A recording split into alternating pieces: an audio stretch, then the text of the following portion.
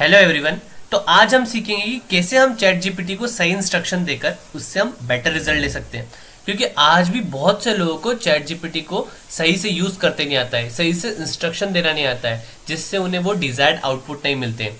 तो इस वीडियो में हम सीखेंगे कि हम कैसे परफेक्ट प्रॉम्प्ट लिख सके, कैसे हम परफेक्ट इंस्ट्रक्शन दे सके ताकि हमें वो बेटर रिजल्ट मिल सके। ठीक है, तो आपके मन में एक क्वेश्चन होगा कि यार ये प्रॉम्प्ट का मतलब क्या होता है।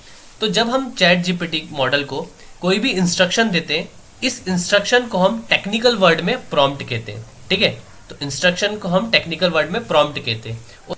तो आज हम सीखेंगे कि कैसे परफेक्ट प्रॉम्प्ट लिखा जाता है।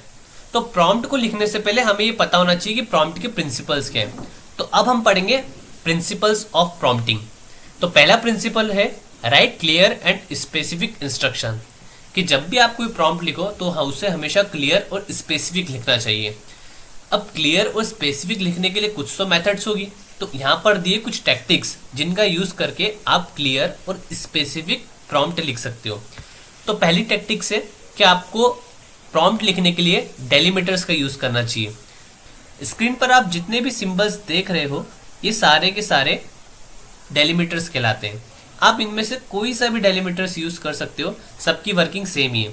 तो इस चीज़ को मैं आपको प्रैक्टिकली करके दिखाता हूँ। तो सबसे पहले आपको आ जाना है आपके ब्राउज़र के अंदर। यहाँ पर आपको आपका चैट जीपीटी को ओपन कर लेना है। तो अब हम यहाँ पर प्रॉम्प्ट को लिखने के लिए डेलीमीटर्स का यूज़ करेंगे। तो यहाँ पर मैं यूज़ कर रहा हूँ ट्रिपल बैक्टिक डेलीमीटर का।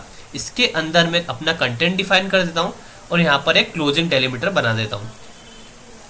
तो बेसिकली जो भी कंटेंट आप इन डेलीमीटर्स के बीच में डिफाइन करोगे तो चैट जीपीटी मॉडल क्या समझेगा कि ये एक सेपरेट सेक्शन है, और जब भी इस सेपरेट सेक्शन को एग्जीक्यूट करने के लिए कहा जाएगा तो वो इस सेपरेट सेक्शन के कंटेंट को एग्जीक्यूट कर देगा। तो यहाँ पर मैं एक इंस्ट्रक्शन देता हूँ। तो यहाँ पर मैं एक इंस्ट्रक्शन को डिफाइन कर देता हूँ। इस इंस्ट्रक्शन का मतलब ये है कि ट्रिपल बैक्टिक्स के अंदर के टेक्स्ट का रेज्यूमे जनरेट कर दो।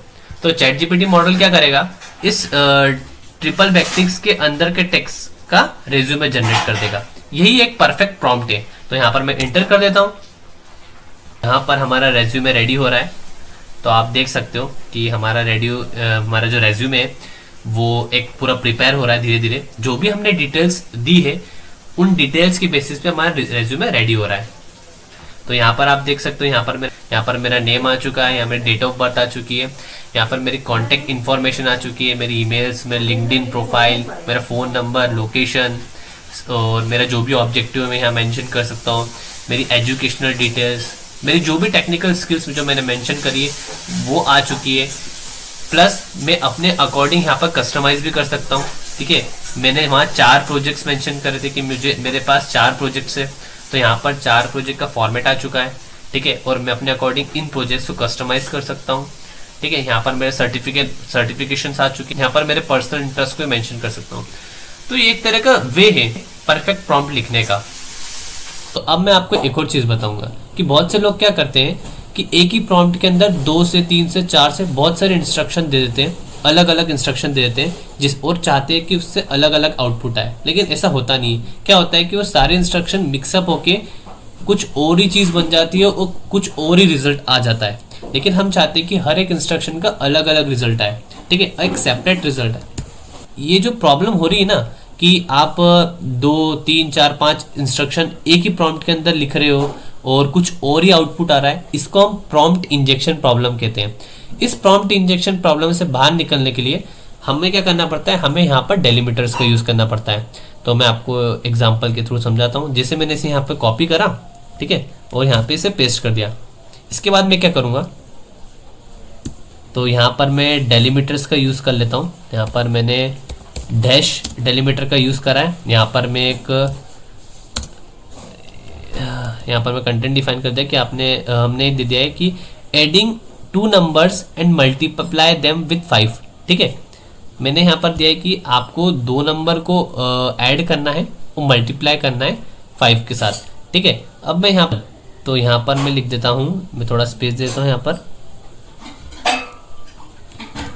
कि generate a C++ code of text delimited bye triple dashes. अब क्या हो रहा है, इस पूरे प्रॉम्प्ट में बेसिकली हो क्या रहा है, यहाँ पर मैं बोल रहा हूँ कि आपको रेज्यूमे जनरेट करना है टेक्स्ट का, उस टेक्स्ट का जो कि ट्रिपल बैकटिक्स के अंदर है, ठीक है।